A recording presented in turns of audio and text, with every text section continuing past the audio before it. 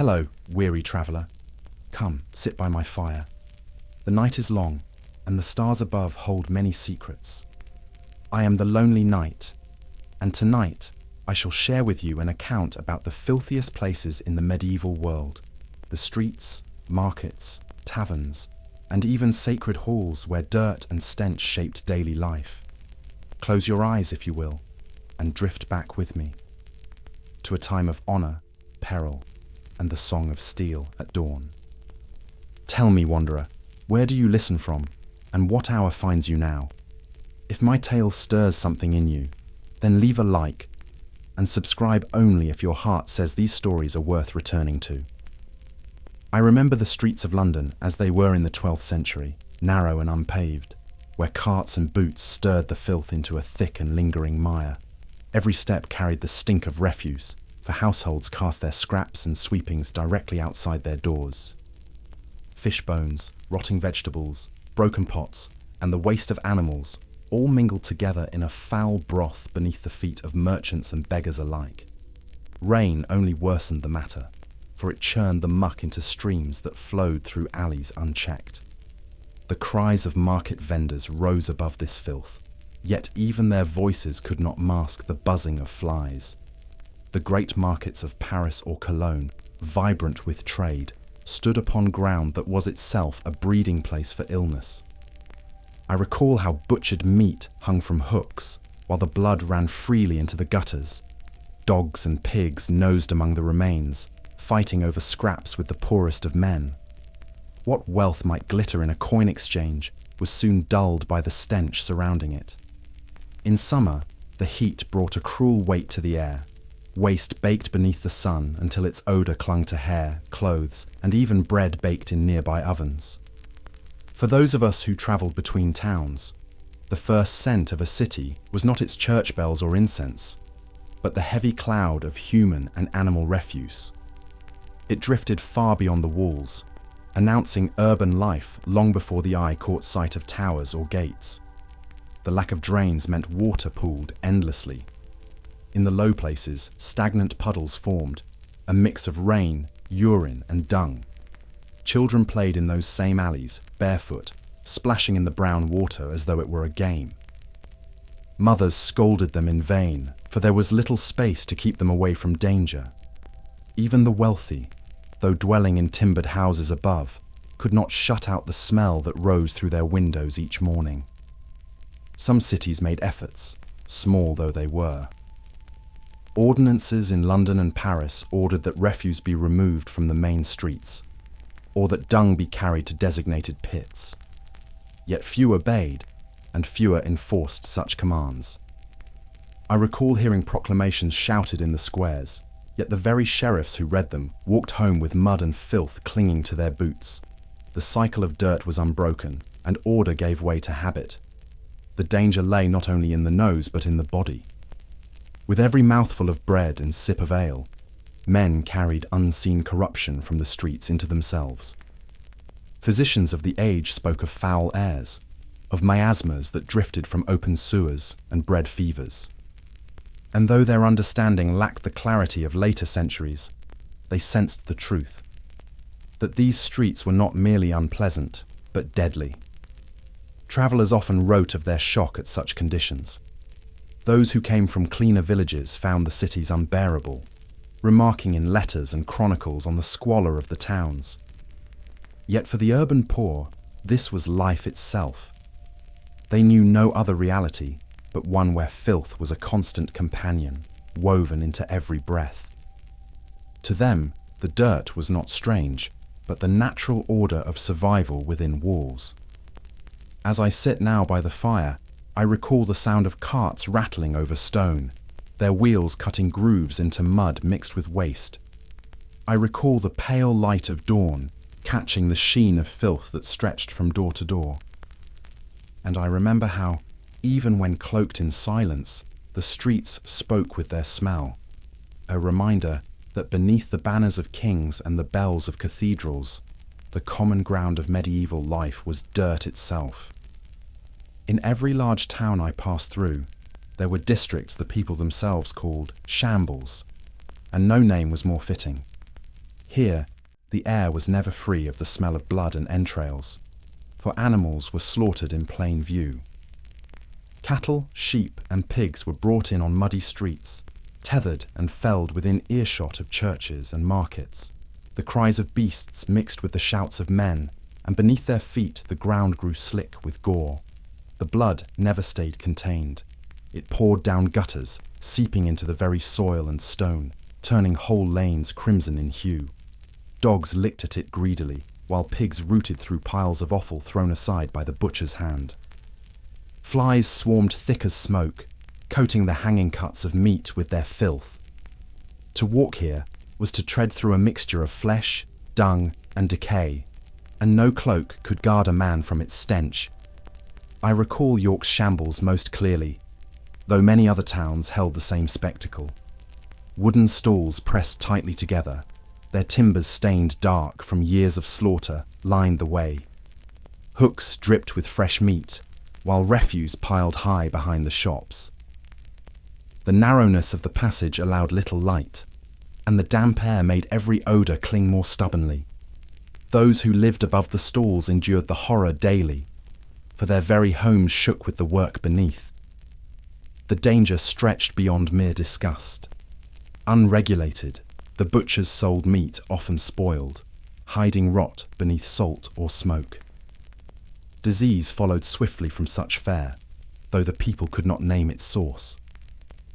In times of plague, the shambles became still more feared, as bodies and beasts seemed bound by the same corruption. Yet despite the risk, meat was a necessity, and the trade never ceased. There were efforts, I heard, by certain guilds to impose order. Butchers formed brotherhoods, swearing oaths to maintain honesty in their craft. Yet even their rules did little to cleanse the filth.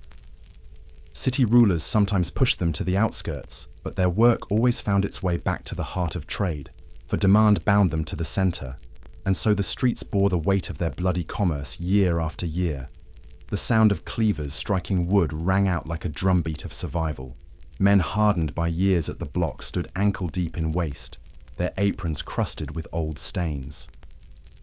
Apprentices hauled carcasses through the mire, while women haggled in voices shrill with hunger, clutching coins damp from their palms. Life and death were exchanged openly here, with no barrier of distance or cleanliness to soften the sight. Even nobles, though rarely venturing into the shambles, could not escape its reach. The meat from these quarters found its way to castle kitchens, its origins hidden beneath spices or boiling pots. Priests too depended on these markets, though they wrinkled their noses at the walk past. It was a place despised yet indispensable, its filth tolerated for the sake of sustenance.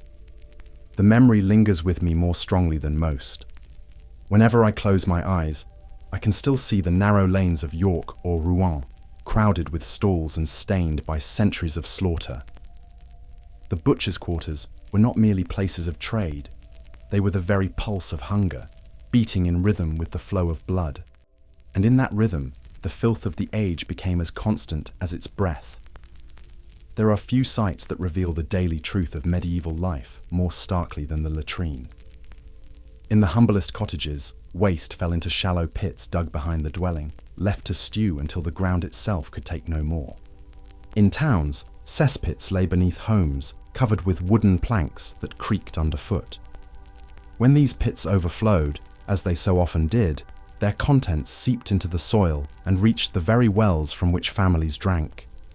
The smell was suffocating. It rose in summer like a living fog, clinging to every corner of the household. Flies thickened around the openings, and vermin made their nests in the damp filth. Emptying a pit was a dreaded task, carried out only by those desperate for coin, known as gong farmers in England. They worked at night, lowering buckets into the darkness and hauling up the foul weight, often at risk of being overcome by the fumes. Castles, for all their grandeur, were no better. Their garderobes seemed clever at first glance, narrow stone passages where one could relieve oneself in private. Yet the chute below emptied directly into moats or rivers, poisoning the waters that ran past the fortress walls. I remember standing on a drawbridge, and watching the waste drift downstream, knowing full well that villagers would fetch their water from that same river before the day was through. In monasteries, long rows of latrines allowed many brothers to sit side by side. They believed this communal act fostered humility, but it also spread illness in silence.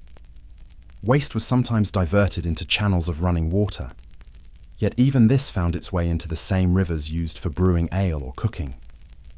Holiness of life did not shield them from the corruption hidden in their own systems of convenience. The dangers multiplied in cities. With thousands crowded into narrow lanes, cesspits often leaked into cellars or burst through walls. Complaints reached the courts of kings and councils, but the work of repair came too late, or not at all. Many an outbreak of fever and flux began with the quiet seepage of a pit beneath the floorboards. The connection between filth and sickness was dimly grasped, but enough to stir fear whenever illness spread. Water was the silent victim of these practices. Wells became tainted, their buckets drawing up what looked clean but carried death within. Those who drank from them suffered cramps, diarrhea, and decline. Yet no man could point to the hidden pit as the cause. Physicians spoke of bad airs, but the truth lay deeper, beneath the very foundations of homes and taverns, waiting to surface with each new rainfall. I often passed through alleys where the stench of privies struck like a blow. The walls were stained with damp, the ground soft beneath the tread, and the air itself foul to breathe. Children darted past without notice, accustomed to the reek from birth, while weary women balanced buckets of slop to dump into the gutters. For them, this was no scandal, but simply the rhythm of life pressed close within walls. Even now, as the fire beside me crackles, I recall those nights when the smell of cesspits seemed to follow me on the wind. The memory of it clings, not for its shock, but for its constancy. It was not the exception, but the rule, woven into the very fabric of existence. And so, in every house from the poorest hut to the proudest keep, filth whispered beneath the stones, shaping the fate of all who lived above. When the road grew long and the night unkind, a traveller such as I often sought warmth within a tavern. Yet those places of mirth and drink were seldom clean. Floors were strewn with rushes or sawdust meant to soak up ale, spit, and worse, yet they were changed so rarely that filth gathered in layers. The scent of sour drink and sweat mixed with the smoke of cheap torches, creating an air both lively and stifling. The benches and tables bore the scars of countless nights. Carved initials, spilled grease, and the stains of unwashed mugs told the story of 1,000 guests who had passed before. Communal cups were shared from man to man, their rims slick with the breath of strangers. To drink was to partake in more than ale. It was to share in every hand and mouth that touched the vessel before one's own. Fleas and lice found a ready home in the straw scattered on the floor. I have watched men scratch through their beards as they laughed, never questioning the crawling guests they carried home. The straw beds offered upstairs for coin were no relief, for they teemed with vermin.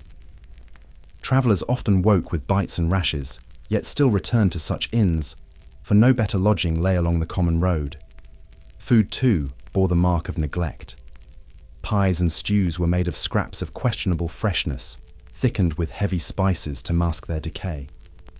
Bread, often black with rye or barley, was hard as stone, softened only by dipping it in ale.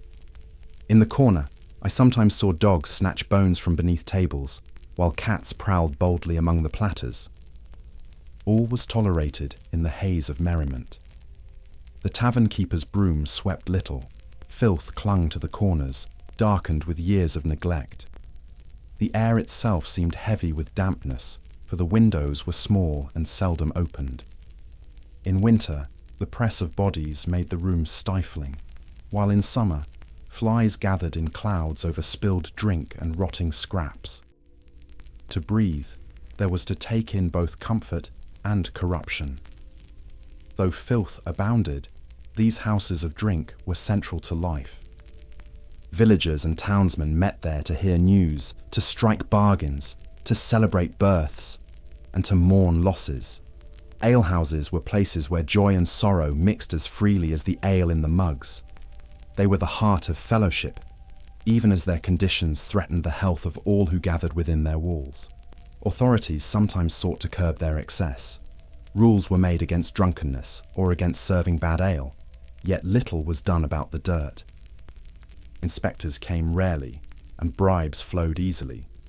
The taverns endured, for to close them would be to silence the meeting places of the people, and that no ruler dared attempt for long. What stays with me most is the sound, the roar of laughter, the slamming of mugs upon wood, the sudden hush when quarrels sparked. Amidst the warmth of company, one forgot the filth beneath the rushes for a while. But when dawn broke and the fires burned low, the stench of stale drink and unwashed bodies remained, a reminder that mirth and squalor walked hand in hand. Wherever men kept beasts, the air was thick with their presence. Horses, oxen, goats, and pigs lived close beside their masters, for the needs of survival left little room for separation. In winter, peasants often shared their huts with cattle, the animals' warmth serving as a crude shield against the cold. Yet with that warmth came the stink of dung and urine, trampled daily into the earth floors. To breathe inside such spaces was to taste both smoke from the hearth and the musk of the beasts. The ground of stables was seldom dry. Straw was thrown down to absorb the wetness, but it soon grew sodden, dark, and foul, crawling with fleas and flies. Farmers spread fresh straw above the old, but the layers built upon each other until the floor itself was a mound of rotting filth. To walk barefoot, as many children did, was to feel the squelch of waste beneath one's toes. Animals shifted restlessly, their hooves grinding the mess into mud. The scent did not stop at the threshold. Villagers carried with them the odor of their beasts, so that a visitor could smell the pens before seeing them. Pigs wandered freely through the lanes, nosing into middens and rooting among the refuse of homes. Chickens left their droppings on doorsteps, while dogs fought for scraps at the dung heap. Life and filth were inseparable, woven together in the daily labors of survival. Flies swarmed most thickly in the warmer months. They covered the eyes and mouths of animals, spread infection in wounds, and followed humans indoors. I recall more than one summer journey where I could scarcely eat my bread for the insects crowding my face. Cattle and horses flicked their tails in vain, while men brushed at their sleeves, yet still the buzzing cloud endured. It was the eternal companion of stable life. Disease often took root in such conditions. Worms infested the guts of swine, while sheep suffered from rot and scab.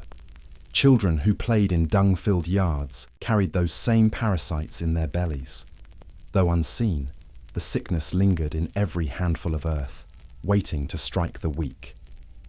Survival demanded acceptance of this constant hazard, for no peasant could afford to drive his animals far from his own dwelling.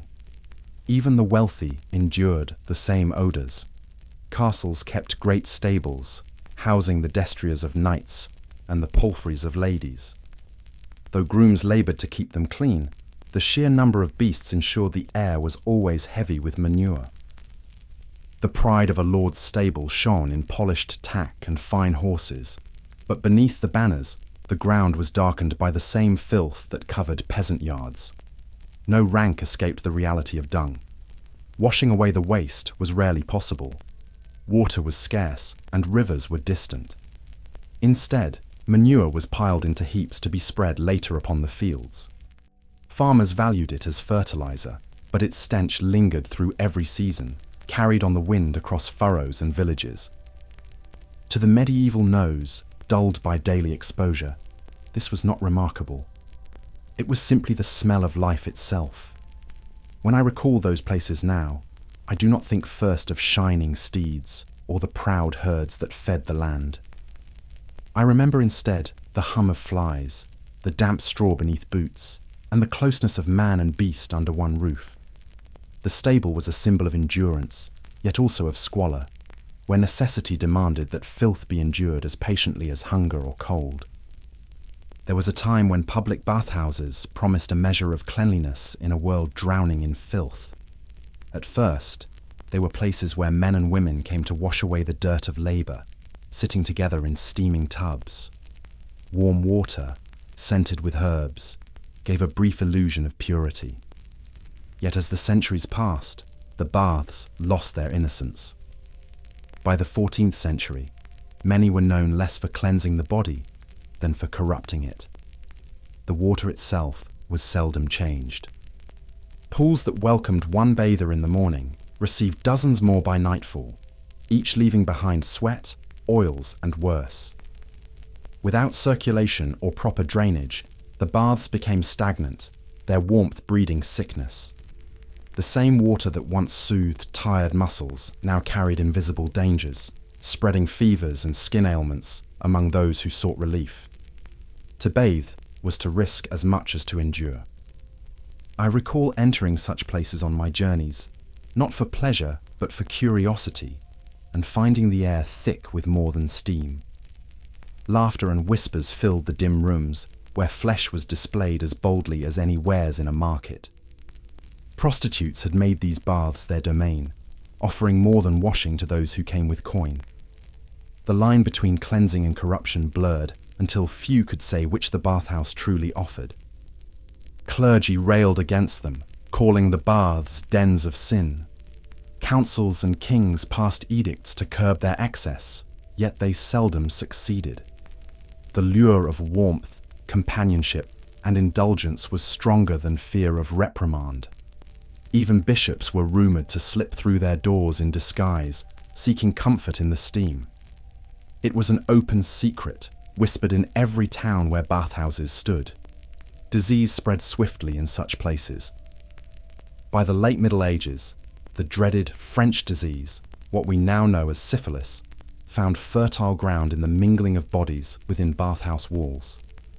Once thought a place of health, the bathhouse became instead a centre of infection, its pleasures tainted by suffering that followed days or weeks later.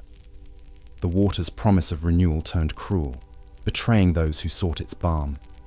Still, for the poor, these baths were the only chance at washing. Few homes had the means to heat such quantities of water, and rivers in winter were too bitter to endure. For them, the risk was outweighed by necessity. They entered the warm rooms, knowing the dangers, but valuing even a fleeting escape from the grime of daily toil. The bathhouse remained for many the only doorway to a feeling of relief. The sound of water dripping from cracked wooden tubs, the hiss of steam rising to smoke-darkened ceilings, the murmur of voices hidden in shadows. These memories cling to me. I recall the clatter of cups, for ale was sold there too, and the mingling scents of sweat, smoke, and sour drink. Such places were more tavern than bath, more brothel than refuge, yet they endured as vital parts of the city's hidden life. When I think back on them, I see how easily good intentions decay. What began as a practice of health became instead a source of corruption and disease.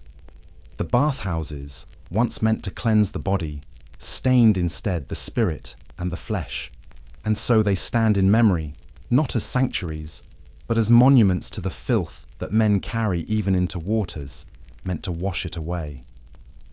The smell of roasting meat and fresh bread often drifted through the streets of towns, drawing the hungry toward market stalls and kitchens, yet behind those scents lay a world of filth. Butchers carved on open tables where dogs prowled beneath, snatching scraps that fell. Fishmongers spread their catch in the open air, the sun hastening its decay as flies clustered thick upon the flesh. Bakers sold loaves from stalls that stood mere steps from cesspits, the smoke of their ovens carrying both warmth and ash. Food preparation was crude and exposed. There were no rules to guard against contamination, and few means to keep food fresh. Meat spoiled quickly, especially in the heat, and merchants used salt or heavy spices to disguise rot. Fish, so vital on fasting days, was sometimes sold long after its time, the foul odour masked with smoke. Customers often suspected, yet hunger forced their hand, and they bought what they could afford. Rats thrived in such places. I recall watching them dart between baskets of grain, their bodies bold among the stalls. Cats hunted them, but could never keep pace, and so the vermin shared freely in the market's bounty. Their droppings mixed with flour, unseen by the eye, while their teeth gnawed sacks of barley until they split. What men purchased with coin, rats had already sampled. The kitchens of nobles told a similar story. Vast feasts were prepared in rooms thick with smoke, where the floors were littered with bones and peelings. Servants carried dripping carcasses across filthy flagstones, while grease coated the walls and rafters. The rushes meant to keep the floor dry only grew black with time, crawling with insects. Even the most splendid halls were not free from the grime of their kitchens. Markets filled every town square, and with them came the chorus of bargaining voices. Housewives clutched baskets, weighing whether the fish smelled too strong or the bread was too hard. Beggars lingered at the edges, gathering the waste cast aside by merchants. After a day of trading, the ground was left covered in cabbage leaves, fish heads, and bones, trampled into mud until the next market day. The danger to health was great, though it was not well understood. Many suffered stomach cramps, flux, and fevers from tainted food, yet no one blamed the filth itself. Instead, they spoke of bad humours or the wrath of God. Only later did men learn that the spoiled fish, the rotting meat, and the vermin carried more than stench. They carried sickness into every home that consumed them. Even monasteries, thought to be places of order, prepared food in ways no cleaner than the layman's. Kitchens there were damp and dark, with smoke blackening the ceilings and rats slipping through stone cracks. Fish was salted in bulk, sometimes spoiling before it reached the table. Monks, like townsfolk, ate what was available, and the same perils lurked beneath their daily bread. What lingers in memory is not the taste of medieval fare, but the sight of its making. Flies on the flesh, vermin in the grain, dogs licking butcher's blocks as men carved. Food markets were lively, essential, and rich with colour, but they were also steeped in filth. To eat in those days was always to gamble, for behind every loaf and joint lay the shadow of decay. Crossing a great medieval bridge was never only a matter of stone and timber. Many of these structures bore small rooms along their sides, built for the convenience of travellers. They served as public latrines, perched directly above the flowing waters. To the weary passerby they offered relief without cost, but to the rivers below, they poured a constant stream of human waste. The very arteries of the towns became polluted by the bodies that relied on them. London Bridge was perhaps the most famous example, crowded with houses, shops, and those wooden privies that jutted above the Thames. I remember the foul smell rising from beneath, carried on the wind to the noses of all who crossed. The bridge was alive with trade and chatter, yet its underbelly told another story of waste and corruption cast into the same waters that quenched the city's thirst. It was a paradox that few questioned at the time. Rivers were lifelines, yet they bore the burden of the latrine's filth. Downstream, women drew water in buckets, unaware or unbothered by the contamination flowing past their hands. Brewers dipped their pails for ale-making, and children splashed along the banks, laughing as the current carried more than driftwood. Illness spread silently in these waters, striking without warning, its source hidden in plain sight. I have stood upon such bridges and watched the stream below, troubled by the mingling of purity and corruption. The clear surface betrayed nothing of what it carried within. To a thirsty man, it promised refreshment. To the learned few, it whispered danger. Physicians of the age blamed the air above the water rather than the water itself, yet their suspicions circled the truth without grasping it. Those who lived near the river had little choice. Water was needed daily, and no alternative lay close at hand. Wells, too, were often fouled by cesspits, leaving the river as the most reliable source despite its stench. Mothers filled jugs, and washerwomen bent at the banks, their labour joined by the unseen weight of disease. The bridge privies poured endlessly, and the cycle continued unbroken. Some towns attempted solutions.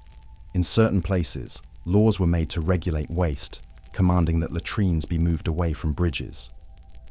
Yet enforcement was weak and necessity pressed harder than order. The river remained the simplest path for disposal, and so bridges across Europe, from Paris to Prague, continued to serve as both passageways and privy grounds. The stench itself became a marker of city life. To approach a great medieval town was to smell its rivers before its bells were heard. Pilgrims and merchants accepted it as part of the journey, holding cloth to their faces as they crossed. The memory of that smell clung to cloaks and hair long after the crossing was done, a reminder of the price paid for urban growth.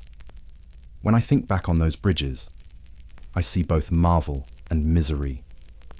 The arches that carried men across waters also carried filth into the very heart of life. They were monuments of skill and symbols of trade, yet beneath their timbers, waste spoke louder than stone. And so, even the proudest bridges of our age bore the stain of the filth they could not cast away.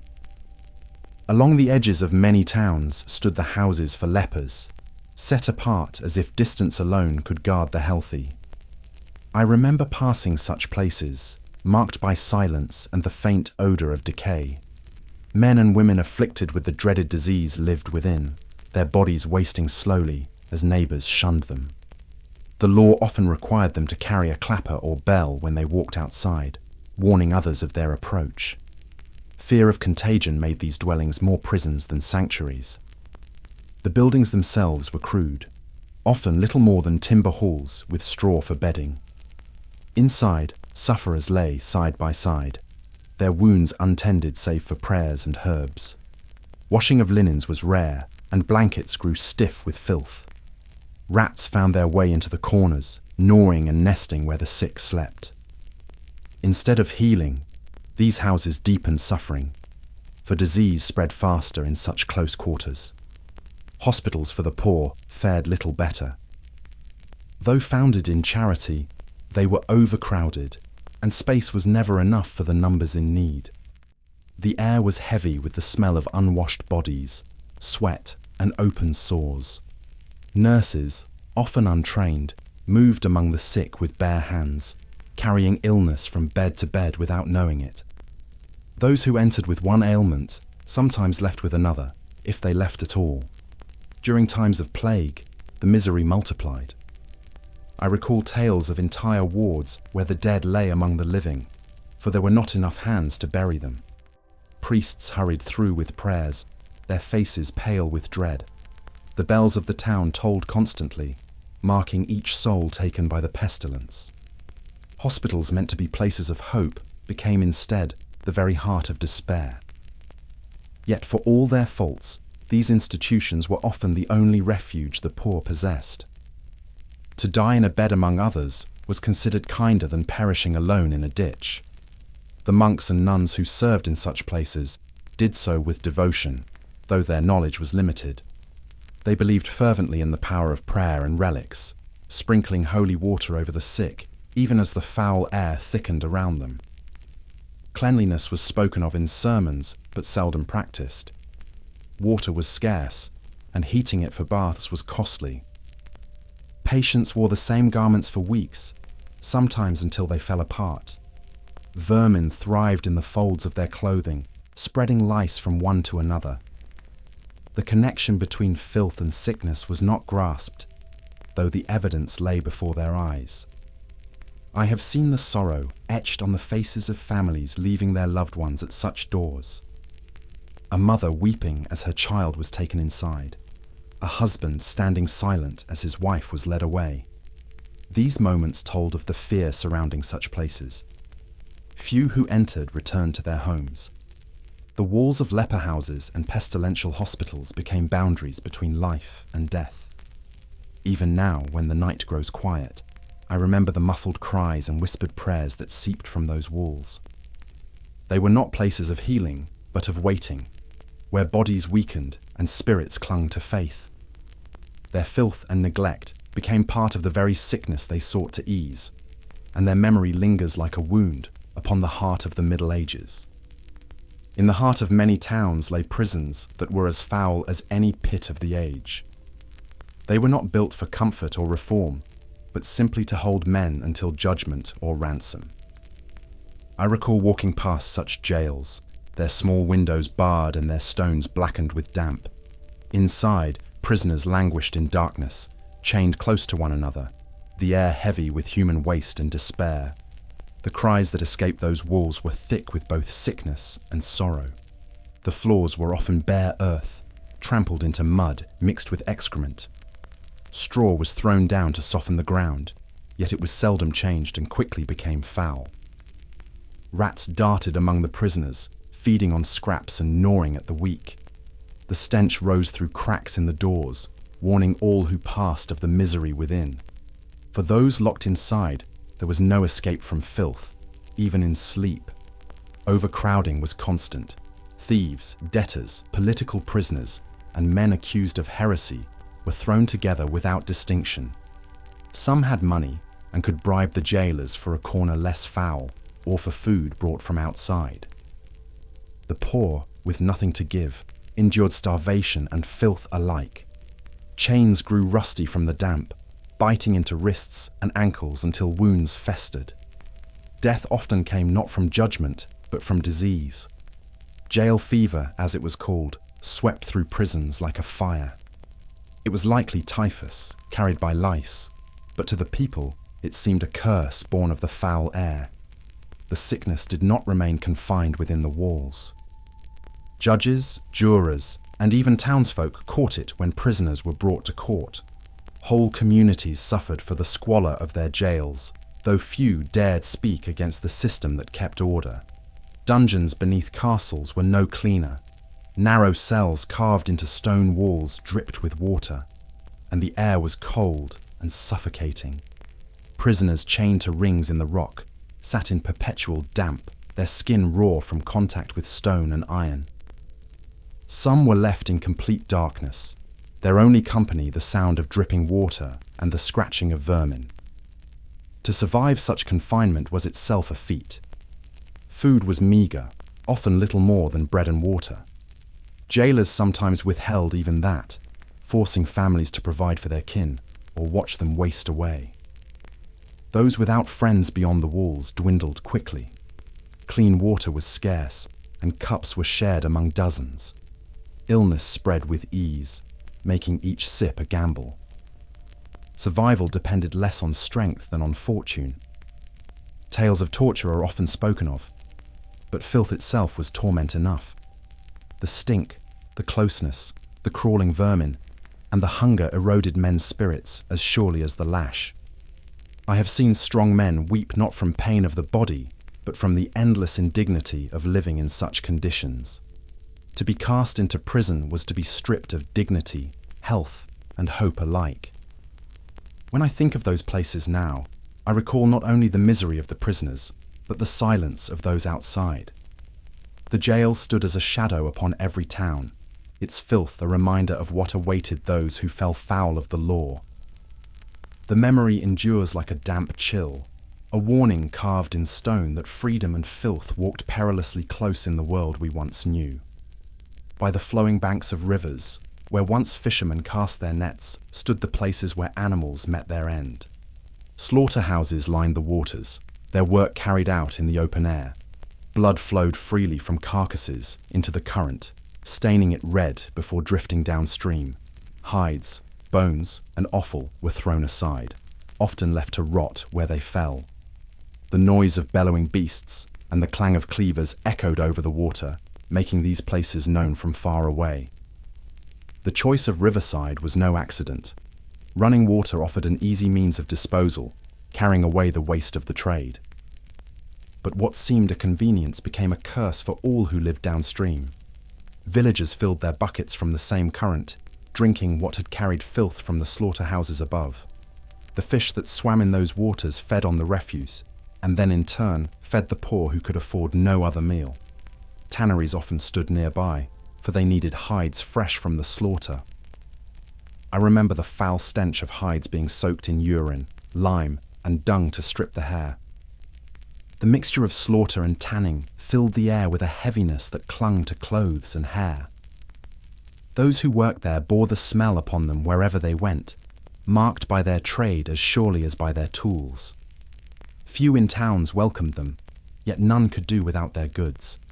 Men accustomed to such work grew hardened. I watched butchers carve flesh with steady hands, while standing ankle-deep in bloodied mud. Dogs lurked nearby, their teeth bared as they fought over scraps. Children, sent as apprentices, learned to stomach the sight and smell from a young age, for necessity made them blind to disgust. The world of slaughter was one of endurance, where livelihood was carved from filth itself. The rivers suffered most of all. Once clear waters grew dark, sluggish with the burden of waste poured into them each day. In summer, the stench rose with the heat, carrying across fields and villages. Fish kills were common, their bodies floating belly up, unfit even for the poorest tables. Yet the slaughterhouses continued their work, for demand never ceased, and no law held them back. Complaints were raised in council halls, but they seldom bore fruit. Merchants and nobles alike relied on the trade, their feasts supplied by the very filth they decried. So the rivers remained burdened, their corruption accepted as the price of sustenance. In many towns, whole districts were marked as unclean, their names remembered long after the buildings fell. The memory of their stench outlived the men who worked there. It was not only the rivers that bore the stain. The very soil near these places turned sour, poisoned by years of blood and waste. Crops planted nearby withered, and the air itself seemed unwholesome. Even today, I recall fields where nothing grew, left barren by centuries of slaughter's residue. The land itself remembered what men sought to forget. As I sit by the fire tonight, the image comes back with startling clarity. Red waters flowing past the walls of a bustling town, the cries of beasts mixing with the rush of the current. Slaughterhouses along the rivers were engines of survival, yet they turned life-giving streams into sewers of death. That memory, stronger than any feast, lingers like a scar upon the very face of the Middle Ages. Across the countryside, peasants lived in dwellings as simple as their means allowed. Their homes were wattle and daub huts, walls of woven branches plastered with mud and dung, roofs thatched with straw. Inside, the floor was bare earth, often damp, and shared by both family and animals. Smoke from the hearth filled the air, for chimneys were rare, and the blackened beams dripped with soot. In such places, comfort was scarce, and filth was a constant companion. The huts were small, often a single room where all slept together. Parents, children, and livestock shared the same space, separated at most by a crude partition. The warmth of animals was welcome in winter, yet their manure mingled with the mud of the floor. Vermin thrived in the straw bedding, and fleas carried by dogs and pigs bit both beast and man. To sleep was never to rest free of crawling discomfort. Water seeped in when rains came, turning yards into pools of mud. Shoes were scarce, so children ran barefoot through the muck, carrying it back inside. Manure was spread around the fields as fertilizer, but before it reached the crops, it mixed freely with the paths trodden daily by the household. The boundary between soil and waste was blurred, and the stench hung heavy in every breath. The furnishings were meagre. A rough table, stools, and perhaps a chest were all most could boast. Bedding was straw spread on the ground, sometimes covered with a cloth if fortune allowed. Yet straw soon grew foul, damp with sweat, alive with vermin. Replacing it meant gathering anew from the fields, a task rarely done more than a few times a year. Thus, filth built up beneath the family as steadily as the smoke above. Cooking was done over open hearths, the fire set in the center of the room. Smoke filled every corner, stinging the eyes and clinging to clothes. Ventilation was poor, and the air grew heavy until one could hardly breathe. Soot settled on food, dishes, and the very walls. It gave the illusion of warmth and protection, yet it also blackened lungs and shortened lives. The huts bred illness. Damp floors chilled the body, smoke inflamed the chest, and vermin spread fever. Few understood the causes, though they felt the effects daily. Infants often perished before their first year, and mothers bore grief as common as hunger. Priests offered blessings, and herbs were gathered, but the true enemy lay in the very structure of life itself. Despite this, the peasants endured with a resilience born of necessity. Their huts sheltered them from storms, even if they offered little else. Laughter still filled those smoky rooms, and bread was broken at rough tables with gratitude. What to outsiders seemed unbearable was simply life to those within, accepted without complaint. Their strength lay not in cleanliness, but in endurance. When I recall these huts, I see not only the mud and the vermin, but the quiet dignity of those who lived there. They bore the weight of filth without surrendering their spirit. Their homes may have been humble and unclean, yet they formed the backbone of all kingdoms. The mud huts of peasants, foul though they were, carried the burden of an age that leaned upon their labour. Behind cloister walls where chants rose with the dawn, filth found its place as surely as prayer. Monasteries, though ordered in rule and discipline, were not free from the same needs that burdened every household. Rows of stone seats were built for communal use, often perched above pits or running channels of water. The monks sat side by side in silence, their habits gathered close, as waste fell beneath into darkness. What seemed efficient at first was not without danger. The systems relied on proximity to rivers or streams. Waste was carried away with the current, thought to vanish with the flow.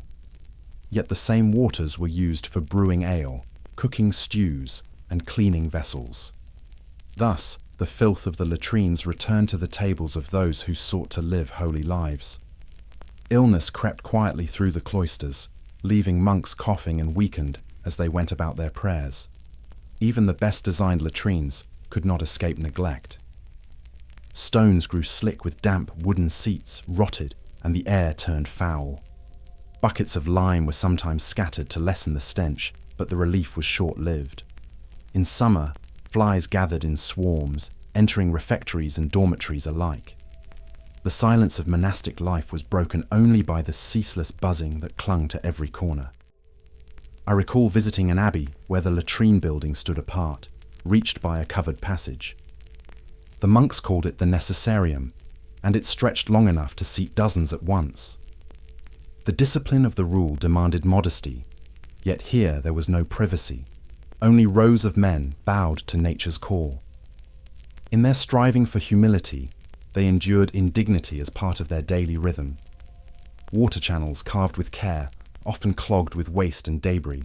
When floods came, pits overflowed, and the cloisters filled with the smell of corruption. The monks who worked in the infirmary understood too well the link between these overflows and the fevers that swept through their brethren. Still, no better system was devised, for the knowledge of true sanitation lay centuries ahead. The younger novices were often given the task of cleaning. I have seen them with rags and buckets, faces pale, forced to scrape filth from stone or stir lime into pits. Their obedience was tested as much by this labour as by prayer or fasting. For some, the memory of the stench clung longer than the memory of Scripture. Such was the discipline demanded by the cloister.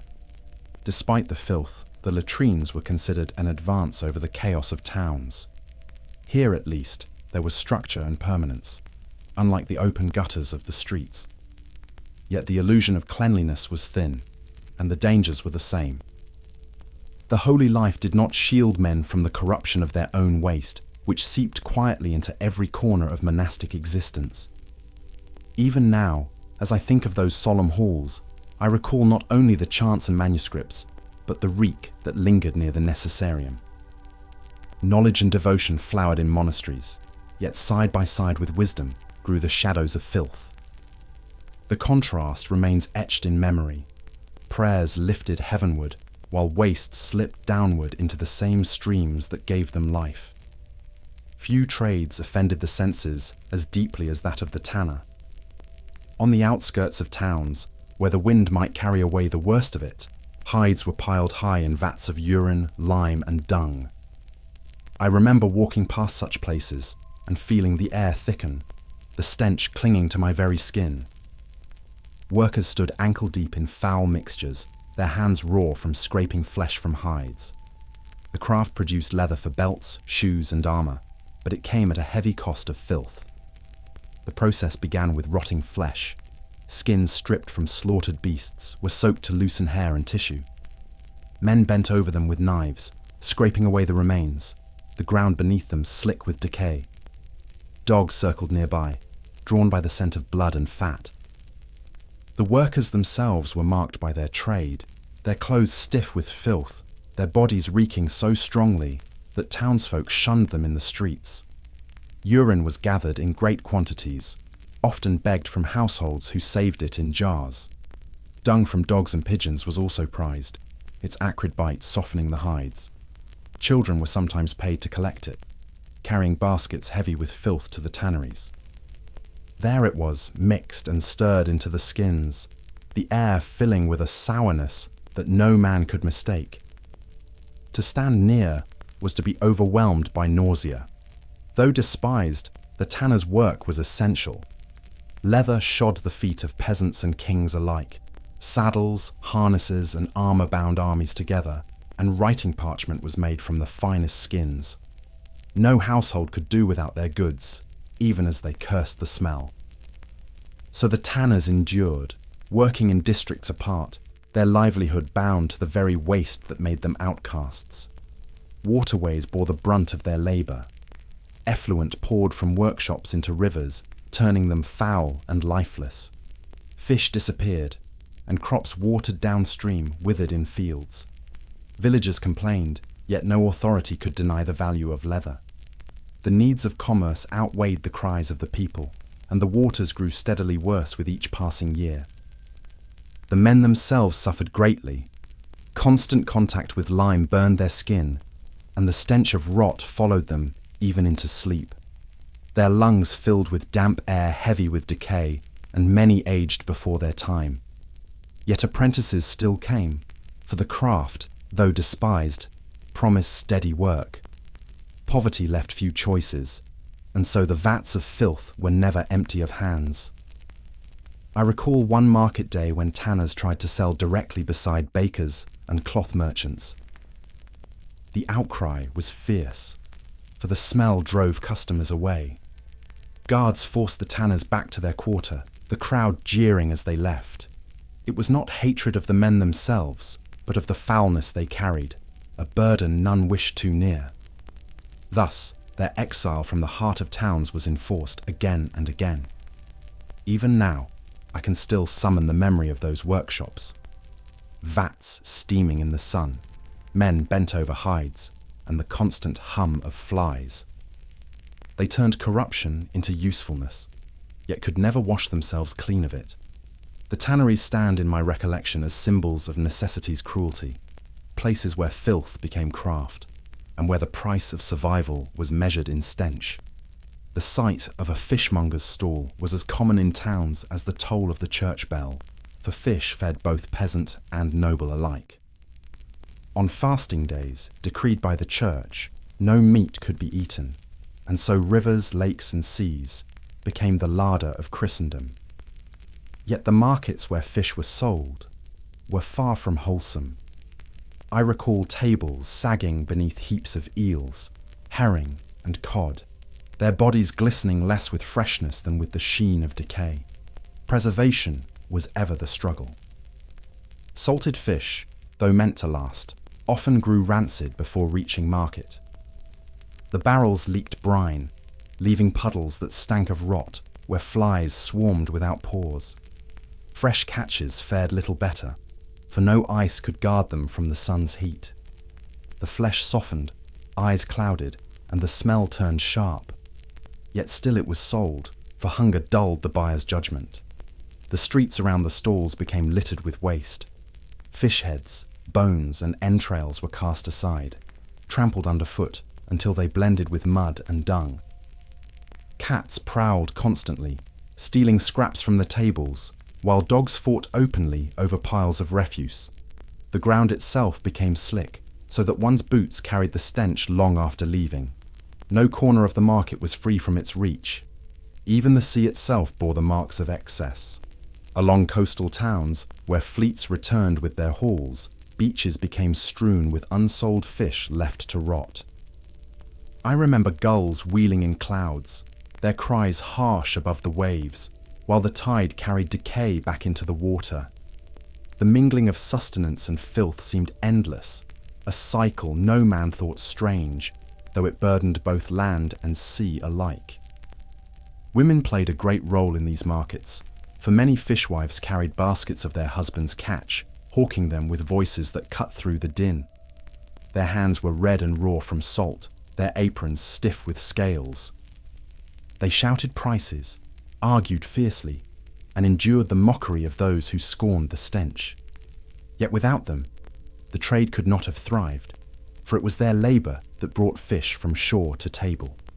The wealthier folk sought spices to mask the taste of tainted fish. Pepper, saffron, and mustard covered the sourness, turning corruption into something passable.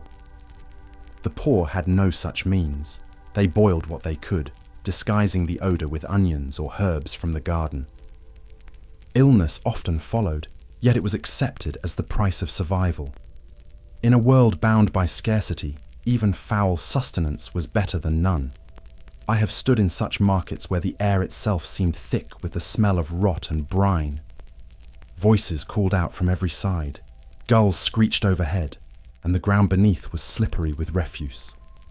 To linger too long was to feel the stench enter one's very skin. Yet the crowds pressed close, for necessity drew them again and again to the same foul stalls. What I remember most is the contradiction. Fish, as a symbol of faith, sacred in fasting, yet sold amidst filth and decay. The stalls gave life, yet they reeked of death's shadow. Such was the nature of the age, where holiness and squalor walked together, and where even a meal carried the memory of rot. In every town and village, the churchyard served as the final resting place for the faithful. Yet the ground was rarely sufficient for the numbers laid within it. Graves were shallow, and bodies were stacked close together, their remains pressing against one another beneath the soil. The earth rose unevenly, disturbed again and again by the constant need for space. I remember walking through such yards, the scent of decay never fully hidden by incense or prayer. The overcrowding grew dire during times of plague. When the Black Death swept across the land, there were too many corpses for any priest to bless or bury with care. Trenches were dug hastily, filled with layer upon layer of the dead.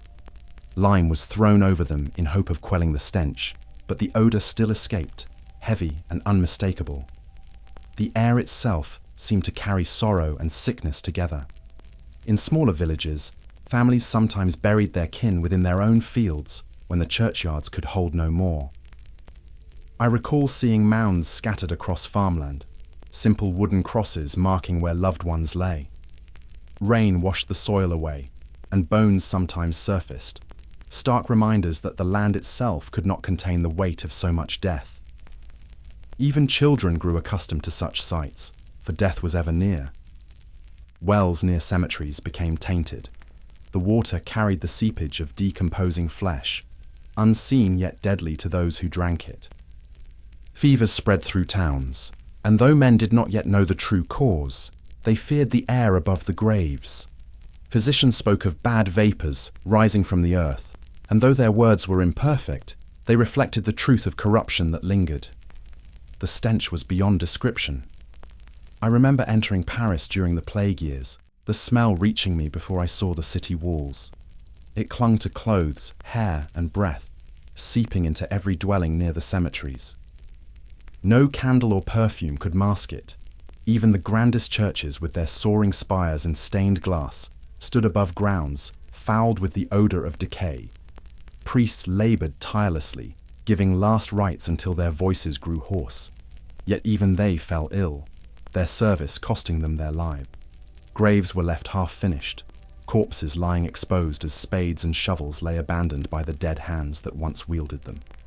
Desperation ruled, and dignity gave way to haste. The earth itself seemed unable to consume the numbers cast into it. Despite the horror, people clung to these burial grounds. They believed the soil near holy relics or church walls gave some hope of salvation, even if their bodies rotted in crowded pits. To rest in consecrated earth mattered more than cleanliness or space. Families risked contagion to bring their dead to these sites, their love stronger than their fear of the stench. When I close my eyes, I still see those uneven churchyards, the mounds rising, the crosses tilting, the smell heavy upon the wind. Death was not hidden in the Middle Ages. It walked in plain sight, shaping every village and city. Cemeteries and mass graves were not only places of rest, but also reminders that life itself was lived in the shadow of decay. The halls of kings and lords dazzled the eye with banners, music, and feasts, yet beneath them lay a far different world. The buttery cellars, where food and drink were stored, reeked with the smell of damp stone, spilled ale, and rotting scraps. Rats scurried freely among barrels, their sharp teeth gnawing at wood until the drink leaked across the floor. Servants fought a losing battle against the vermin, sweeping and trapping, yet the creatures always returned, drawn by abundance. Great feasts left their scars upon these places. After nights of revelry, bones, crusts of bread, and pools of wine littered the cellars and kitchens. Servants worked by torchlight, gathering refuse only to toss it into heaps outside the walls, where dogs and beggars clawed through it. Until the mess was cleared, the air in the castle itself hung thick with the stench of spoiled meat and sour drink. Cleanliness bowed before excess. The stone walls of the buttery absorbed the smells, holding them long after the food was gone. Moisture seeped through the rock, dampening sacks of grain until mold spread within. Barrels of ale soured when the lids warped, leaving servants to dispose of the rancid liquid in hidden ditches. Nobles at table rarely thought of this filth, for their attention lingered on gold platters above, not on the dark cellars below. Mice and rats were not the only intruders. Cats prowled the storerooms to hunt them, yet often left their own marks of filth. Insects found their way into salted meat, burrowing unseen until it was cooked. Bread hardened with age until only boiling or soaking could make it edible. What seemed plentiful at first often dwindled quickly, not from hunger alone, but from decay that wasted as much as men consumed. Drunkenness worsened the squalor. When servants carried casks up to the halls, they often spilled ale and wine upon the steps. Guests, unsteady with drink, left half-eaten joints and puddles of vomit behind them. The buttery received what was left, and for days the stink lingered, no matter how much straw was laid down. The grandeur of feasting, so admired in song, was matched only by the filth it produced. Some castles attempted order. Stewards kept tallies of barrels and loaves, ensuring none was wasted. Yet no system could guard against spoilage when storage itself was flawed.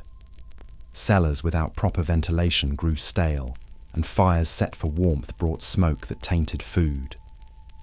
Even the mightiest fortresses, designed for war, fell short when it came to keeping bread dry or meat free of vermin. I remember clearly the servants, weary from endless labor, crouched in the cellars to gnaw on scraps.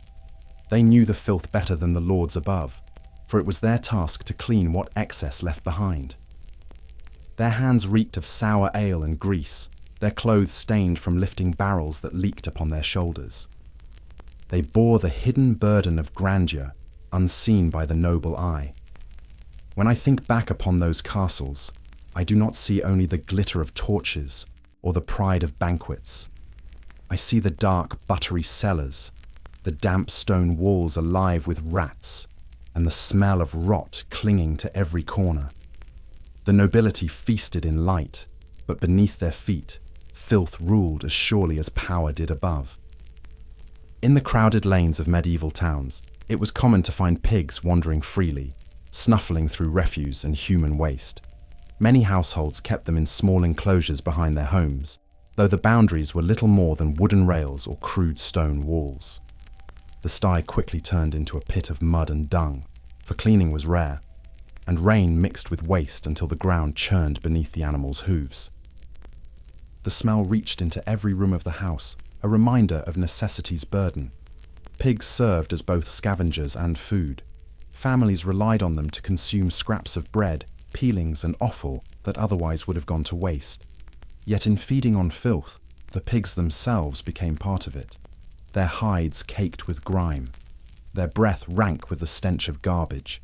When slaughtered, their meat carried the shadow of what they had eaten, though hunger left no man the luxury of refusal.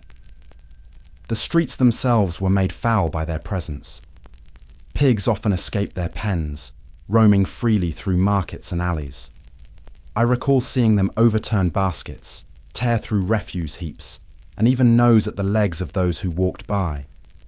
Children laughed to see them, but merchants cursed, for the beasts ruined goods and spread muck wherever they went. Their droppings lay scattered across the cobblestones, trampled into the earth by every passing boot. Illness followed their closeness to man. Worms, fleas, and lice passed easily between pig and peasant, and the diseases of swine often struck children who played too near. Physicians could not explain the connection, but they warned of the unclean humours bred by living beside animals. Still, families accepted the risk, for the value of a fattened pig outweighed the hidden dangers. Filth was the price of survival. During harsh winters, pigs were sometimes brought indoors. I have seen huts where men and beasts slept together, the warmth of the sty traded for a corner of the hearth.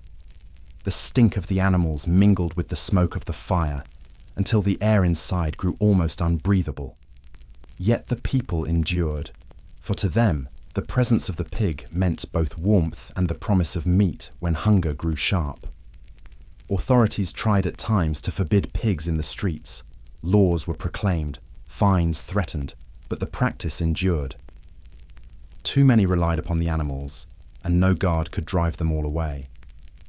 Chronicles tell of pigs even entering churches, wandering the aisles until driven out. Such was their constant presence that they became a symbol of town life itself, both a nuisance and a necessity. I recall the sound of their grunts at night, echoing through the narrow lanes, the snuffling of their snouts in the mud, the squeals as they fought over scraps, all mingled with the distant toll of bells. The pig was both servant and scourge, feeding on what others discarded yet spreading filth in its turn. To live in town was to live with pigs, and there was no escaping their shadow.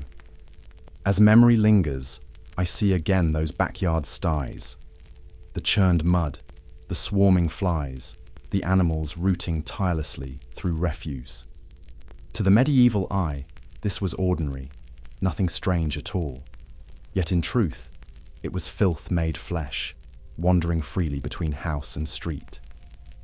The pig became both companion and corrupter, shaping the daily life of townsfolk in ways few dared question. Around the walls of towns and castles, ditches and moats stood as guardians, meant to keep enemies at bay. Yet these waters, designed for defense, soon became repositories of filth. Household refuse, market waste, and even human excrement found their way into the stagnant pools. In summer, the smell rose so strong that even the watchmen on the walls covered their noses. What was meant as a shield against attack became a breeding ground for decay. The stillness of moat water allowed corruption to gather. Without flow, it turned green with algae, its surface broken only by insects. Dead animals were often tossed into the waters, their bodies floating until they sank into the mire below. The stench lingered, carried by the breeze into the very heart of the town. The nobleman within his castle walls was no more shielded from it than the peasant beyond. I remember standing on the banks of such ditches, their waters thick and dark, buzzing with flies. Rats darted along the edges, feasting on what floated there.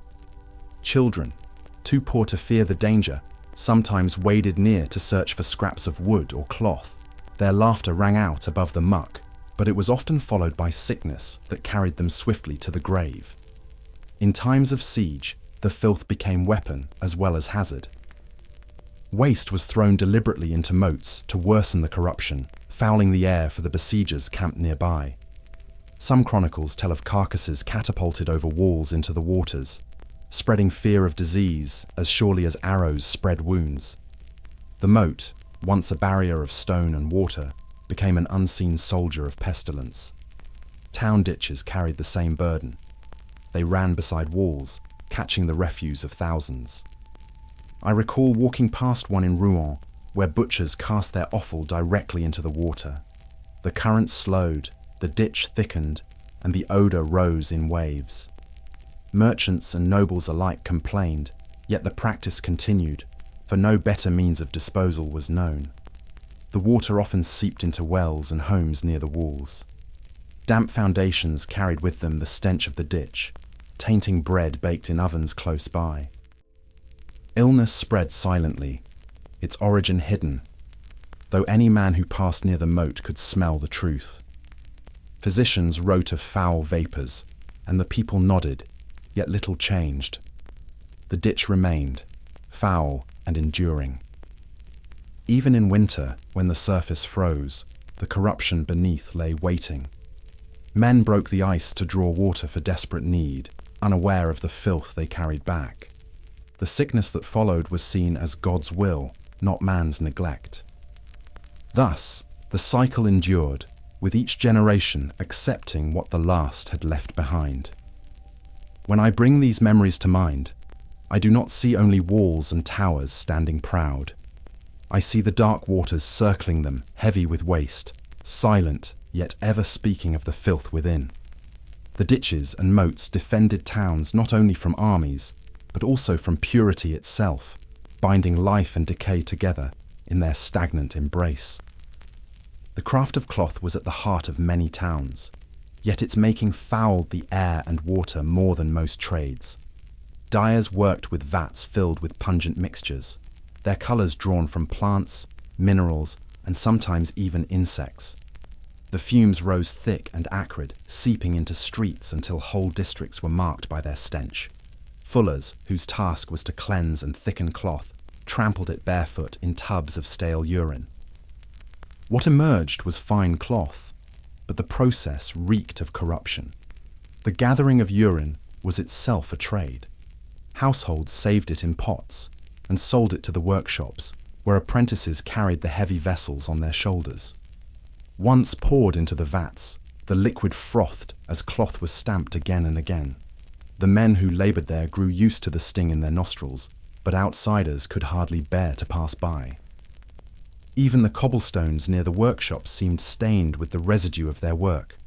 Colours were costly, and dyers guarded their secrets fiercely. To fix their dyes, they used mordants of alum or copper salts, substances that poisoned the waters where they were discarded. Streams ran red, blue, or green, depending on the week's labour, but the beauty of the cloth belied the damage it caused. Fish vanished from the rivers, and fields watered nearby bore crops that withered before harvest. Yet the demand for fine garments silenced most complaints. I have seen the backs of the workers bent for hours over the steaming vats. Their skin bore burns from the chemicals, and their hands were roughened by constant immersion. Some grew ill from breathing the fumes, their lungs weakened long before their time. Still, the work was steady, and poverty forced many to endure the hazards without question. Cloth brought wealth to towns, and so men offered their health for its making. The noise was ceaseless. Fullers stamped with rhythmic force, their feet pounding wet cloth in vats until the sound echoed through alleys. Hammers struck as cloth was beaten on wooden frames, the blows carrying far into the town. Merchants praised the industry, but neighbours cursed the racket, for their walls shook with every strike. Even in sleep, the sound seemed to linger in one's ears. Guilds of dyers and fullers held power in many places, their influence felt in councils and markets. They built chapels and endowed altars, seeking to cleanse their trade with piety. Yet the smell of their workshops betrayed them, and their neighbourhoods were spoken of with disdain. No gilded window or painted altar could mask the truth that their wealth rose from filth. Women, too, bore the burden of this labour. Many carried cloth to and from the workshops, their garments soaked with the odour of dyes. Some worked alongside the men, stirring vats or rinsing fabric in polluted waters. Their hands were stained with colours that marked them even outside the workshop. They bore the pride of industry, yet also the scorn of neighbours who wrinkled their noses as they passed. When I think of those workshops now, I see rivers that shimmered unnaturally with colour, yet stank with waste. I hear the pounding of feet and hammers, and I smell the reek that no cloth, however fine, could fully hide.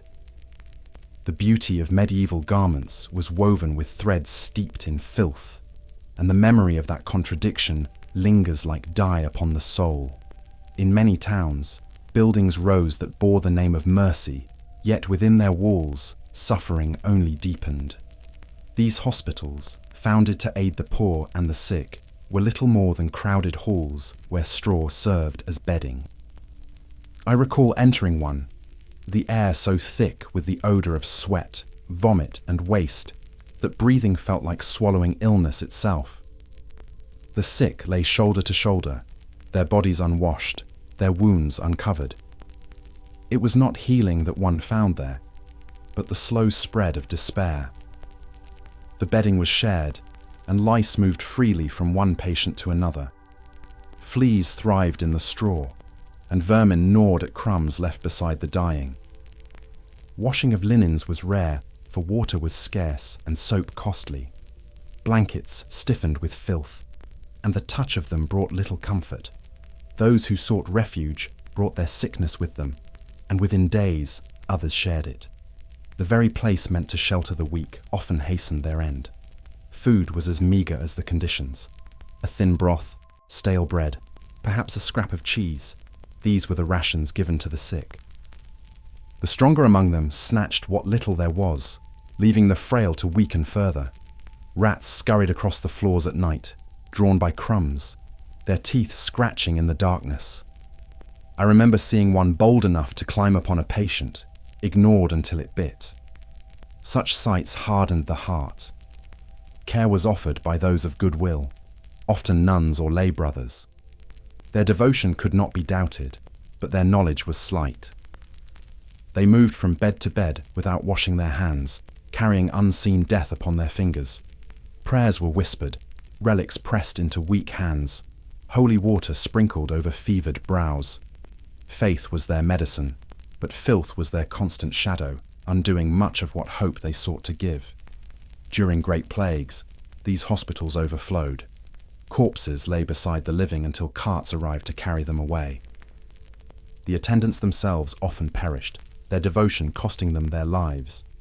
New hands replaced the fallen, yet the cycle never ceased. The sound of coughing, groaning, and prayer mingled together, echoing through the long, dark halls. It was as though sorrow itself had taken up residence there. Despite their misery, these places were valued by those with nowhere else to turn. For the beggar, the orphan, or the widow, the hospital offered shelter from the cold, even if it meant lying in filth. To die among others was better than to die alone on the street. Families brought their kin with trembling hands, torn between fear of contagion and love that refused to abandon them. The walls bore witness to countless final partings. Authorities praised the hospitals as acts of Christian charity. Wealthy patrons gave alms to support them, believing their gifts cleansed their sins. Yet few of those noble donors ever stepped inside. Had they done so, they would have seen their coins transform not into sanctuaries of healing, but into halls of filth where human life faded quickly. The gap between intent and reality was vast, bridged only by the resilience of the poor who endured it. When I remember these places, I do not see relief, but resignation.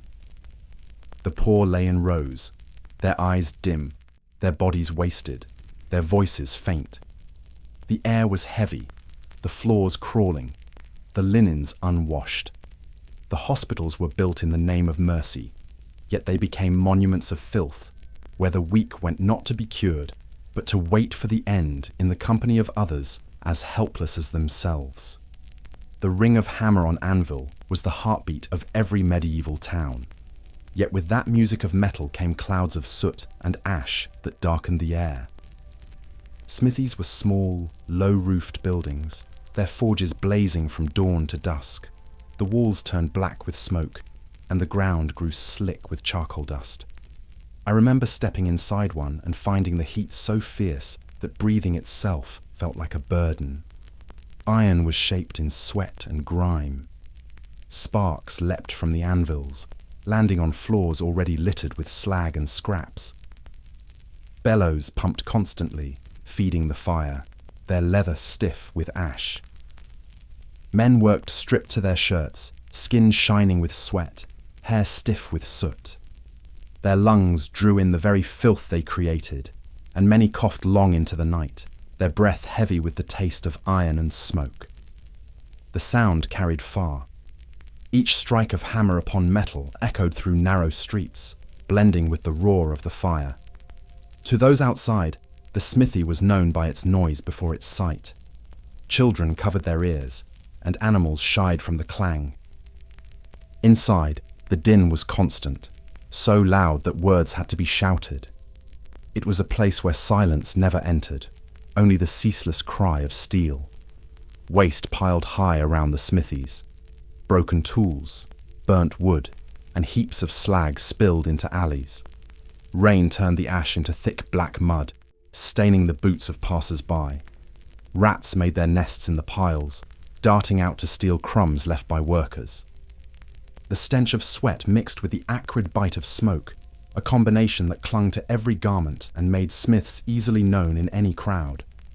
Foundries, larger than the smithies, fouled the air on a greater scale. Whole districts were choked with the smoke of molten metal poured into moulds. The sky itself seemed dimmed by their labor, the air thick and unwholesome. Neighbors cursed the pollution, yet no town could do without iron and bronze. Weapons, tools, and nails, all were born of that filth, and survival itself was bound to the forge. The danger of fire was ever present. Sparks flew into straw that covered the streets, igniting sudden blazes. Many a town saw disaster begin in the smithy, flames spreading before a bucket could be filled. The workers bore burns and scars as tokens of their trade, their arms seared from years of toil. Yet still they labored, for without them, no plough could turn soil, no knight could ride armed into battle.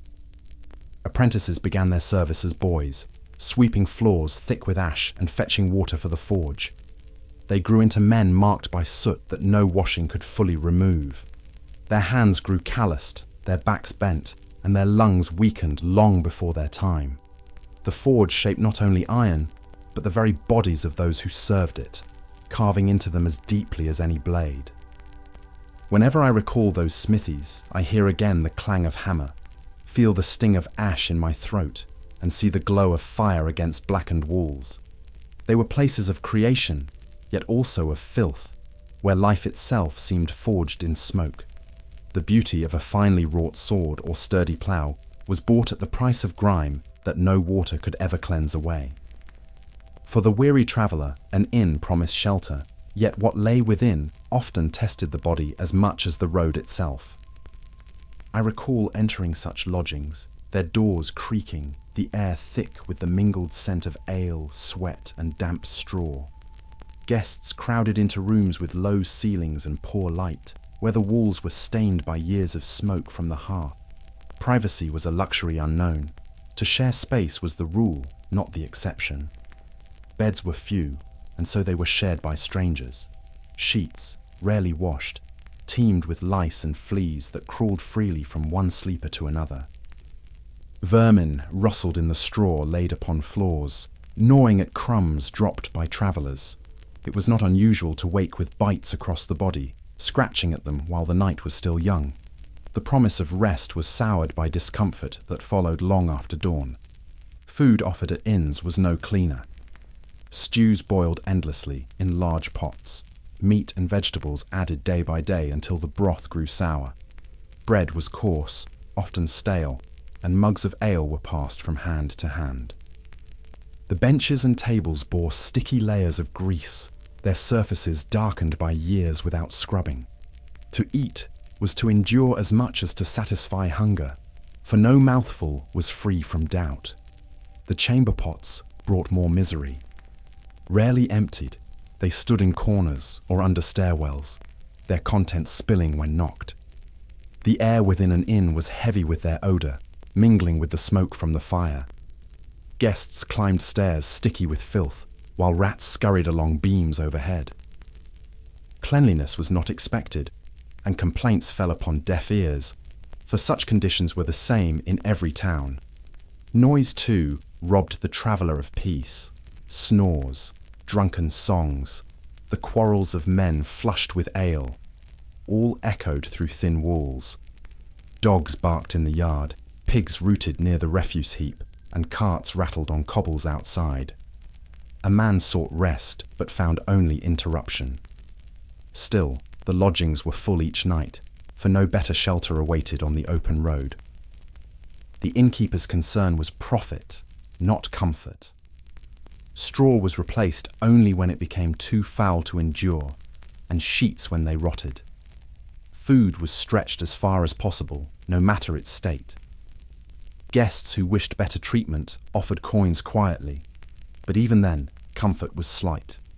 The poorest had no choice but to accept whatever corner was offered, lying in filth without complaint. I have seen inns where nobles too passed the night, their wealth unable to shield them from the squalor. Their servants laid out fine cloths, yet the smell of vermin and unwashed bodies lingered all the same. The contrast between their riches and their surroundings was striking, proof that filth paid little heed to rank. The inn was an equalizer of sorts, humbling all who crossed its threshold. The memory of those lodgings clings to me, the damp straw beneath, the sour air above, the restlessness of bodies pressed too close. To enter an inn was to find shelter from rain or cold, but seldom relief. They were places of necessity, not comfort, where filth and fatigue met beneath one roof, and the traveller endured as patiently as he endured the road itself.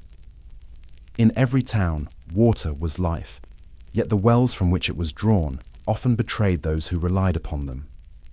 Dug deep into the ground, they seemed to promise purity, but too often they stood beside cesspits, middens, or privies. The seepage of filth passed unseen through soil and stone until it mingled with the water below.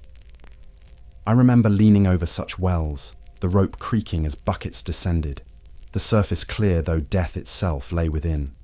The people did not suspect the hidden danger. They drew water daily for bread, ale, and stews, believing it wholesome. Yet sickness followed, striking whole households at once. Fevers, cramps, and flux took children first, then the old, leaving families hollowed by grief. Physicians blamed the air, the stars, or divine wrath, while the true corruption was pulled up in every bucket. The well became a silent enemy, wearing the mask of necessity. Markets depended heavily on these wells. Women queued with pitchers balanced on their hips, gossiping as they waited, unaware that what they carried home might endanger their families. Bakers drew water for dough, brewers for their ale, cooks for their pots, all from sources fouled by proximity to waste.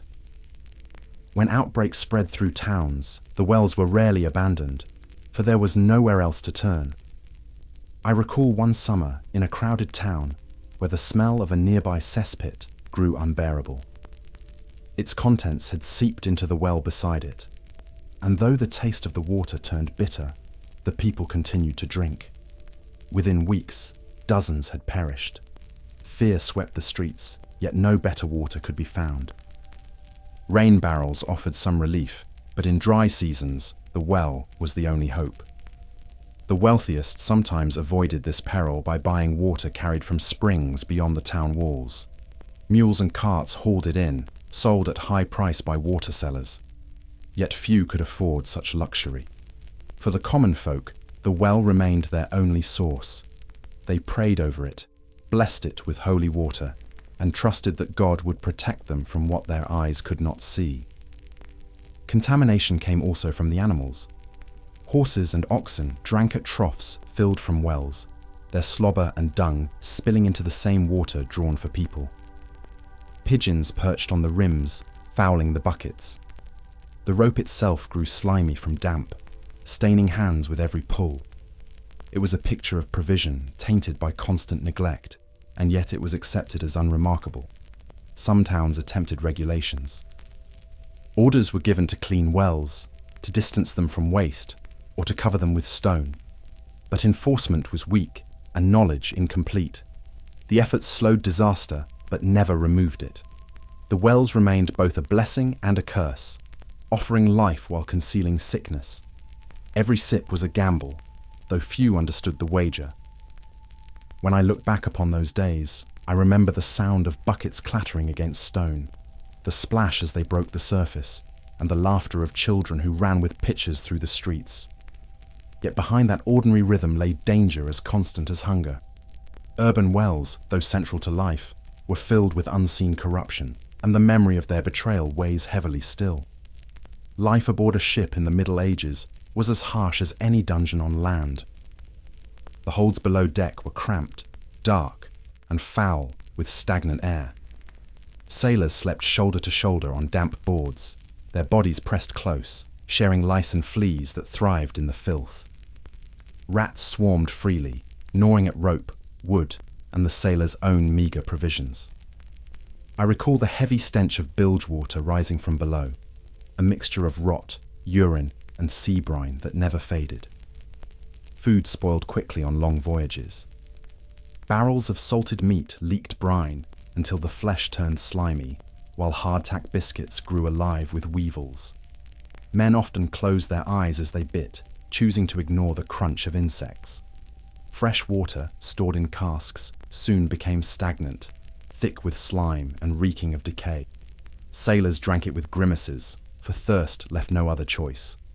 Illness followed swiftly, carried in every meal and sip.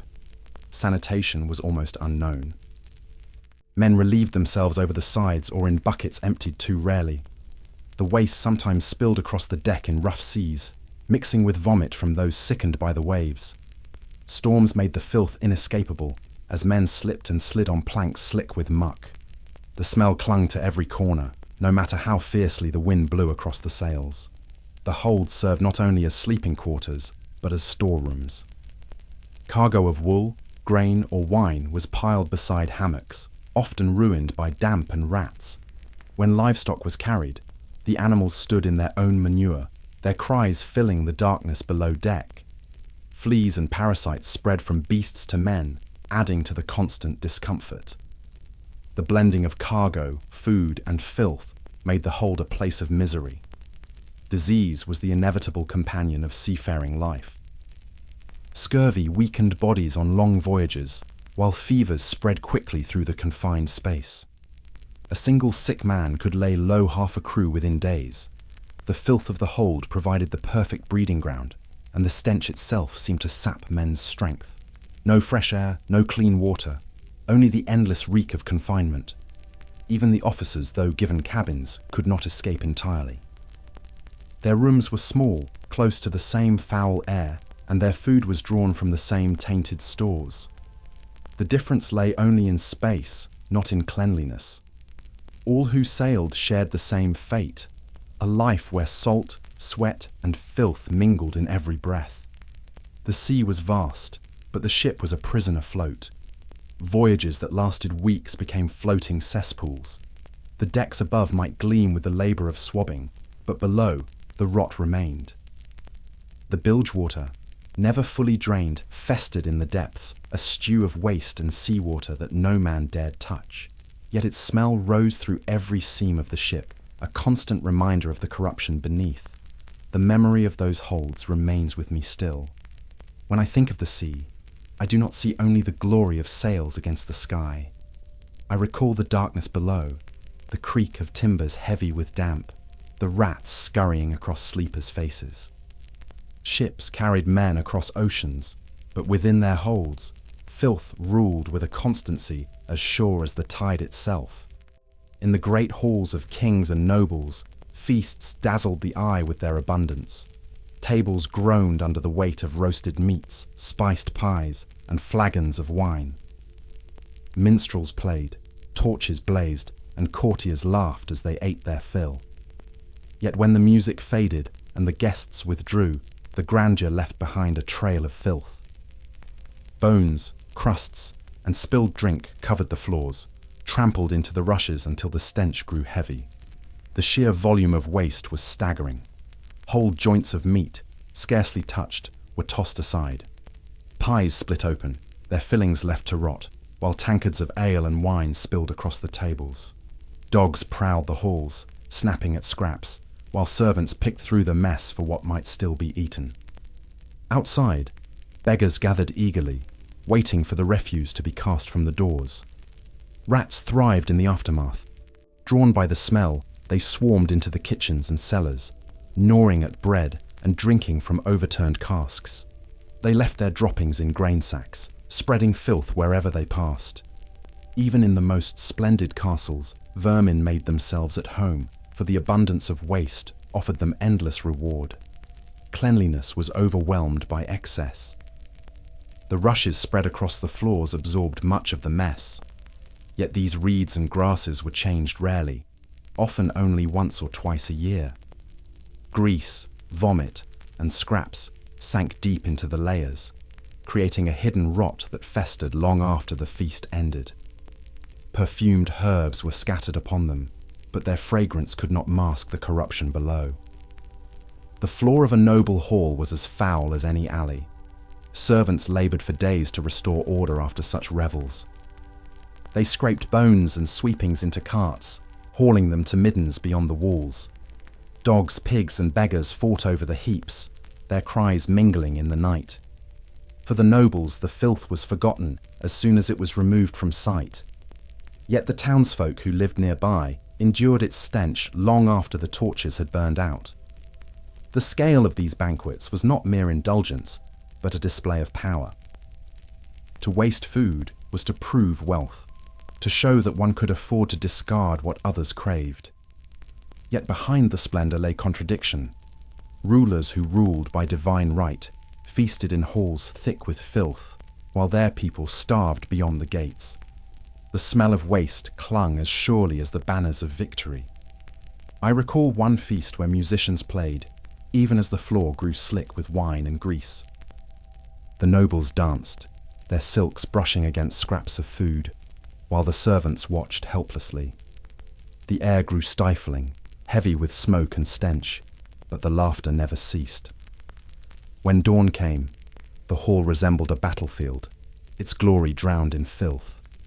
Whenever memory takes me back to those banquets, I see not the gold plate or the shining torches, but the refuse that followed.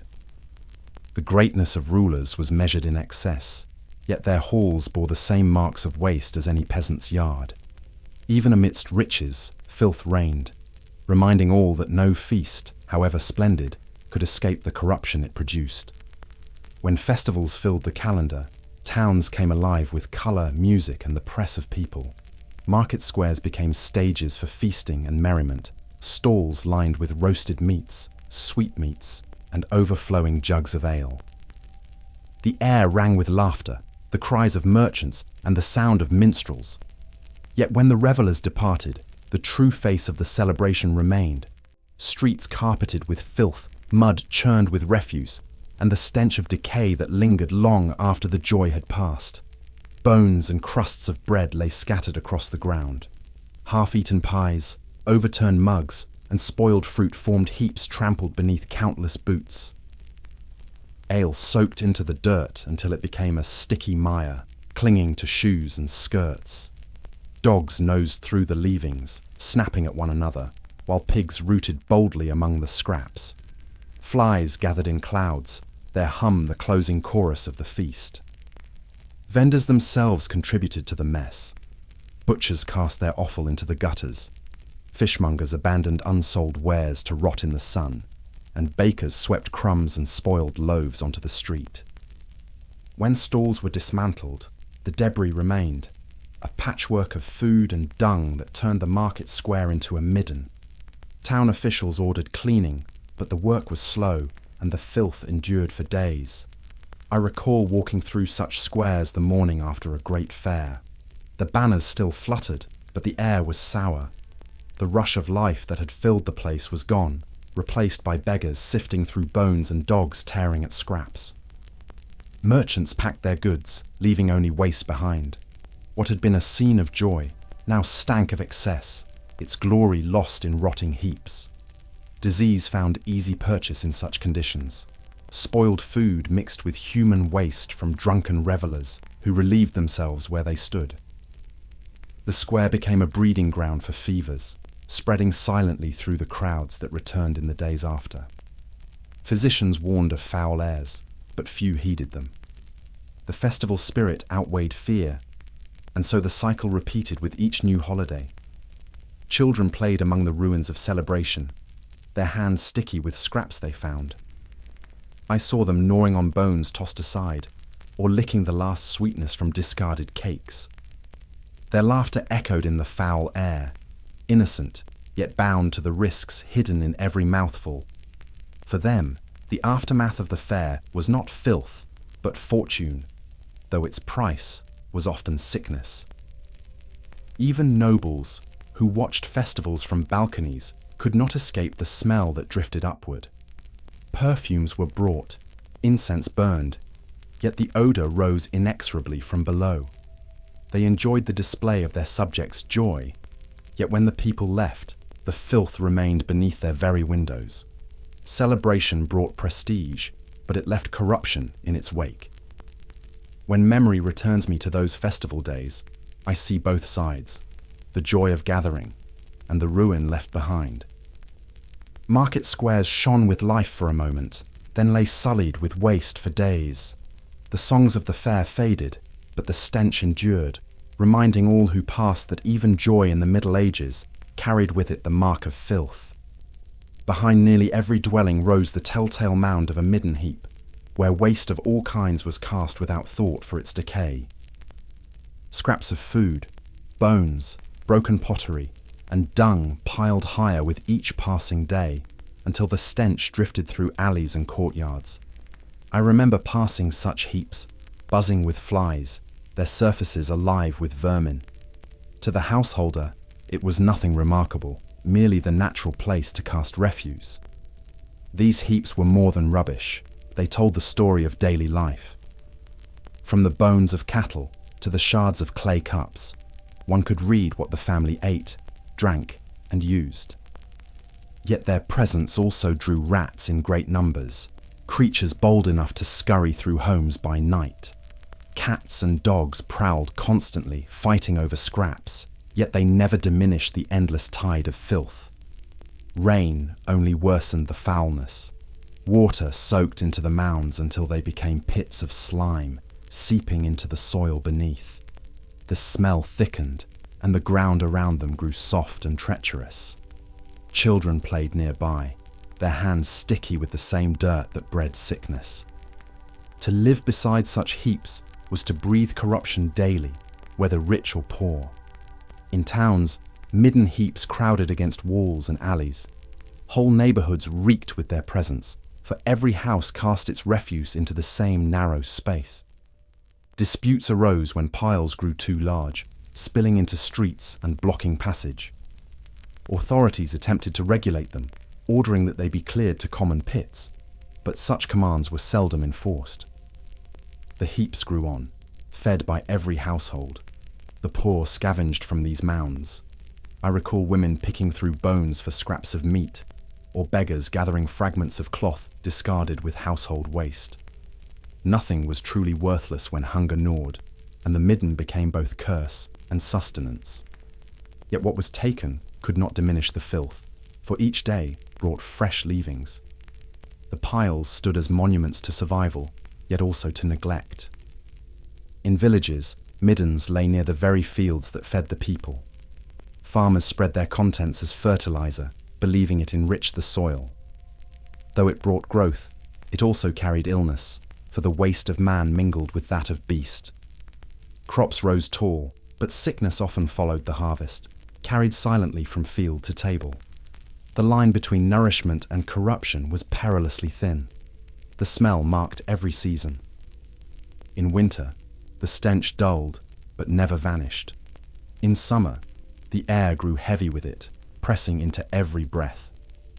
Flies swarmed most fiercely then, their buzzing filling kitchens and halls. Even when doors were barred, they found their way inside, drawn by the promise of waste. The midden, though behind the house, never truly remained outside. When I summon these memories, I see not only the filth, but the acceptance of it. Midden heaps were part of life, as ordinary as hearth or roof. To those who lived then, their presence was not shameful, but expected, and so, behind every home, decay stood waiting, shaping health, air, and memory alike, a silent witness to the unending filth of the age. Among the narrow lanes, the shoemakers' shops carried a smell that clung to the air as firmly as leather to the soul. Their work demanded glue made from boiled animal parts, skins, bones, and hooves reduced in pots until they formed a sticky, foul-smelling paste. The stench seeped into every beam and stone, so that even passing by the door was enough to turn one's stomach. Yet within, the cobbler bent tirelessly to his craft, for shoes were ever in demand. The process of making glue was as grim as it was necessary. Pots bubbled over open fires, the steam rising heavy with the odour of decay. Flies gathered in clouds above the vats, while apprentices stirred the mixture with long sticks, their hands blistered from heat. The air grew so thick with fumes that eyes watered and throats burned. Still, the workers endured, for the trade gave steady bread where few crafts could. Leather itself carried its own corruption. Tanned hides, still reeking from the workshops of tanners, filled the cobbler's bench.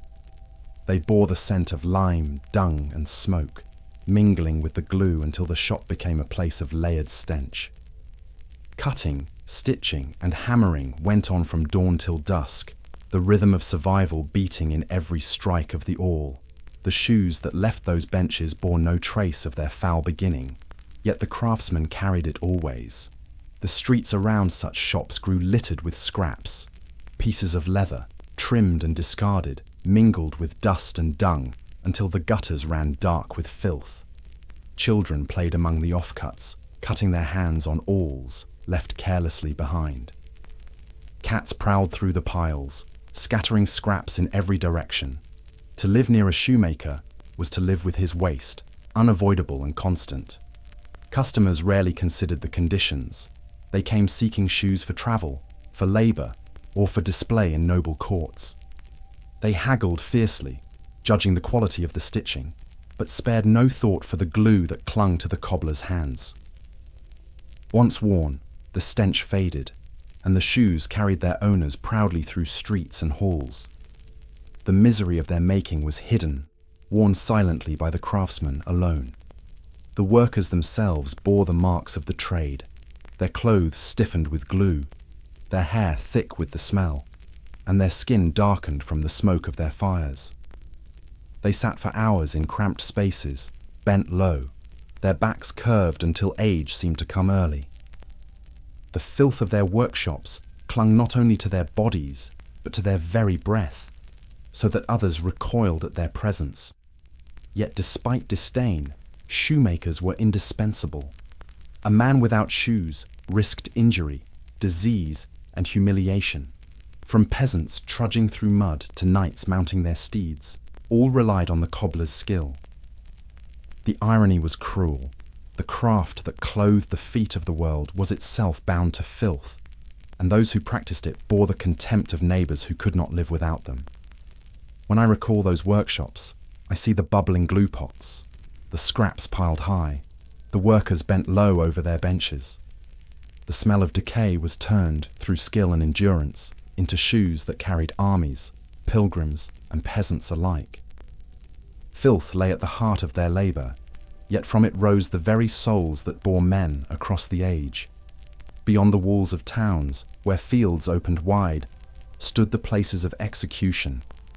Gallows rose stark against the sky, their beams weathered and stained by years of use. Bodies were often left to hang for days, the wind rocking them gently, their faces darkened and swollen. Ravens circled above, pecking at the flesh, while dogs prowled the ground beneath. The smell of decay carried far, a grim marker of justice in the medieval world. These sights were meant as warnings. To passers-by, The sight of rotting corpses spoke louder than any law. The condemned hung not only in death, but in memory, their presence a constant reminder of punishment. I recall riding past such places, the stench forcing me to cover my mouth, while farmers nearby continued their work, accustomed to the sight. For them, gallows were as ordinary as barns. At times, bodies were displayed on wheels or stakes after execution, their limbs stretched unnaturally. Heads were placed on city gates, staring blindly at those who entered. The people believed fear was the surest tool of order, and so the dead were turned into symbols of authority. Yet with every display came filth, as blood, decay, and vermin claimed what remained of the criminal.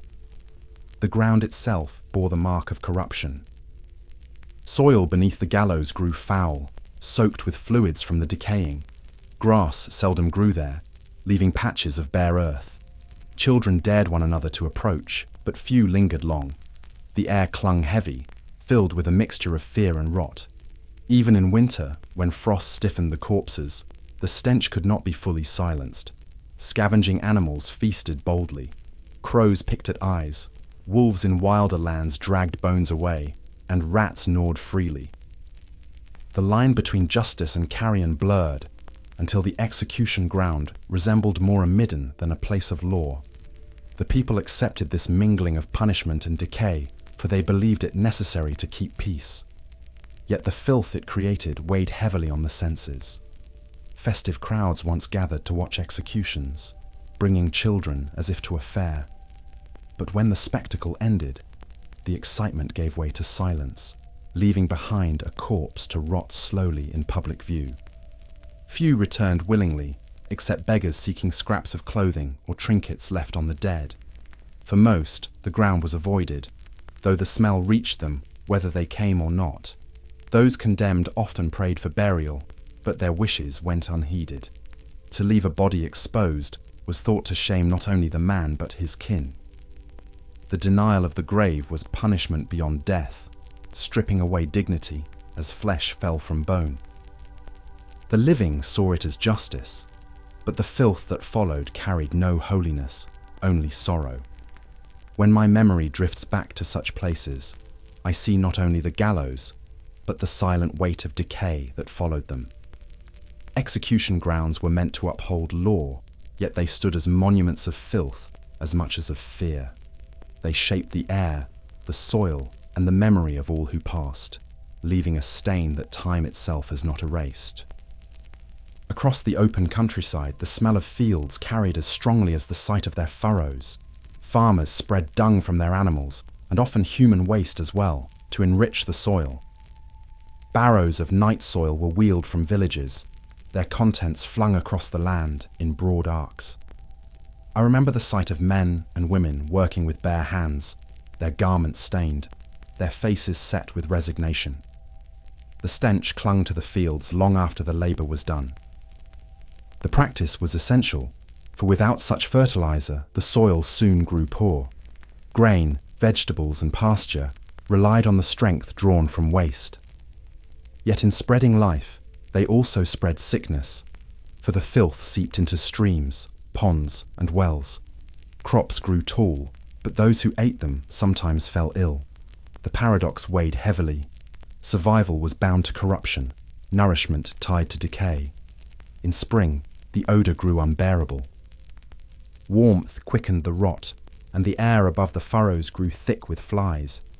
They swarmed in clouds, landing on food, clothing, and the very skin of the workers. Animals joined them, rolling in the fields, carrying the stench back into cottages. Even in church, the smell of the fields followed, a reminder that filth clung to every corner of life. Children helped in the work. I recall seeing them run barefoot across the muck, laughing as they tossed handfuls of dung upon the soil. Their innocence made light of what was in truth a dangerous labour. Worms and fevers passed easily through such contact, and many fell sick before their time. Yet no family could afford to spare their youngest, for every hand was needed when sowing began. The wealthier estates used carts drawn by oxen, spreading manure in greater quantity. Peasants with fewer beasts carried it in baskets, bent double under the weight. The fields glistened with waste, darkened patches marking each fresh load. The smell drifted across villages, seeping into huts, mixing with smoke from hearths until the very air itself seemed tainted. Life and filth were inseparable. Complaints were few, for none doubted the necessity.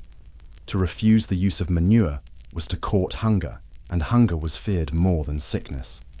Priests blessed the fields despite the stench, for the crops they yielded fed the altar as well as the hearth. The people gave thanks even as they gagged, knowing that bread was born of the filth they spread. In times of plague, the danger worsened. Waste carried contagion more swiftly, seeping into every furrow.